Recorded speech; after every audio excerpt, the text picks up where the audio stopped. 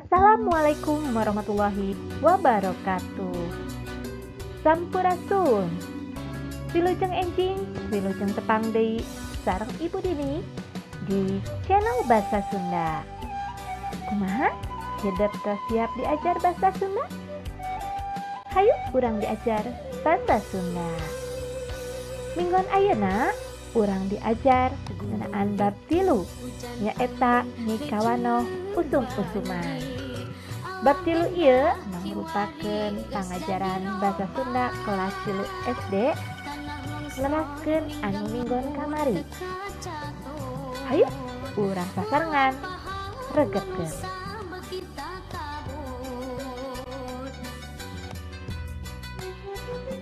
Urang ayeuna teh hirup di Indonesia. Anu mana Indonesia teh kaasup wilayahna wilayah tropis. Wilayah tropis miboga 2 musim, nyaeta musim hujan atawa urang Sunda mah nyebutna teh ngiji. Anu mana usum hujan ieu biasana dina bulan-bulan di akhir tahun. Anu kaduana nyaeta usum halodo. Dina usum hiji ampir unggal poe hujan teh, boh hujan nu miripis, boh hujan nu ngagebret. Tah cai hujan ieu teh miboga mangpaat. Mangpaat anu kahiji nyaeta pikeun patani nyayan sawah. Ieu biasana sawah anu tada hujan, hartosna sawah anu ngandelkeun cai hujan. Anu kadua dimanfaatkeun oge keur waduk, nampung cai anu loba. Waduk ieu teh pikeun PLTA nyaeta pembangkit listrik tenaga air. Anu mana PLTA ieu teh bisa ngajadikeun listrik anu nerangi urang sarerea. Bisa wae waduk ieu teh sebagai sarana rekreasi. Saha anu pernah ka waduk ameng? Cung. Dina usum hiji hidup kudu ati-ati. Sabab lamun hujanna gede jeung terus-terusan bakal aya balukar tina usum hiji ieu. Naon wae balukarna? Anu kahiji kawae banjir. Banjirna diakibatkeun naha tina solokan anu mampet kuruntah atawa cai atawa saluran cai henteu ngalir sapertina atanapi sakuduna. Ta ieu mah akibat ulah manusia. Bisa wae banjir ieu teh nyaeta banjir bandang anu datangna ti gunung. Eta oge balukar tina manusia anu osok nyokotan tatangkalan. Anu mana tatangkalan eta teh fungsina nyerep cai ieu dituar jadi weh banjir bandang.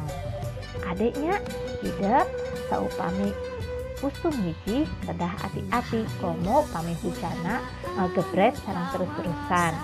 Urang kedah waspada. Sabalikna tina usum hiji nyaeta usum halodo.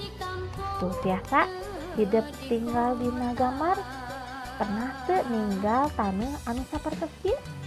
Tah ieu teh tandana usum halodo.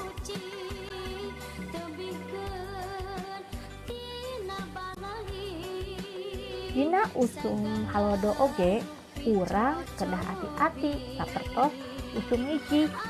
Sabab aya balukar usum halodo. Contona naon? Contoh kahiji nyaeta tanuh gararing. Saupami tanuh gararing eta tatangkalan bakal pararae sabab eueuh cai keur nyeboranana. Tah loba oge anu patani lamun misalkan usum halodo ieu teh anu gagal panen. Anu kadua contona nyaeta sumur saat.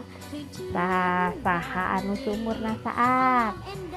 Tah ieu teh balukar usum halodo. Aya anu sumurna saat. Jadi teu aya cai di bumina.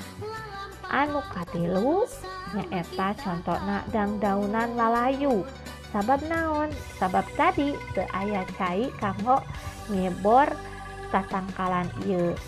Saupami dangdaunan lalayu, engke dangdaunan pae, tos pae anu rugi nyaeta patani-patani eta. Jadi we gagal panennya. Tah anu kaopat biasana ieu osok aya dina usum halodo nyaeta nu parah-parahna imah kahuruan atawa aya oge anu hutang kahuruan. Tah kudu waspadanya hidup sami usum halodo sabab dina usum halodo ieu teh hawana tanah. Kumaha ayeuna hidup tos terang usum naon wae anu aya di Indonesia teh khususna di wilayah tropis. Tah ayeuna supados langsung ngaregepkeun kana materi ieu ibu dipasihan pancen. Pancenna nyaeta ngerjakeun latihan dina LKS Basa Sunda kaca 38 nomor 1 dugi ka 10. Saupami tos rengse hideuk kirim jawabanana di Microsoft Teams channel Basa Sunda. Hatur nuhun. Wassalamualaikum warahmatullahi wabarakatuh.